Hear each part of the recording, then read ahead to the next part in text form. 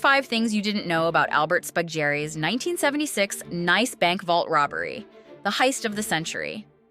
First, the thieves spent an entire weekend inside the vault, cooking meals and drinking wine while cracking 317 safety deposit boxes. They turned the robbery into a dinner party, complete with food and alcohol brought from outside.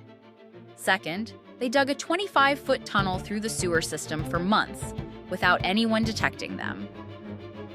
The tunnel connected directly to the vault floor, bypassing every security measure the bank had installed. Third, they used sophisticated welding equipment to cut through solid steel vault walls like butter.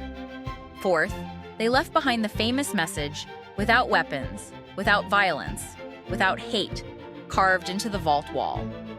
It became their calling card, showing this was a gentleman's heist. Fifth, despite stealing $10 million worth of cash, gold, and jewels, none of the money was ever recovered.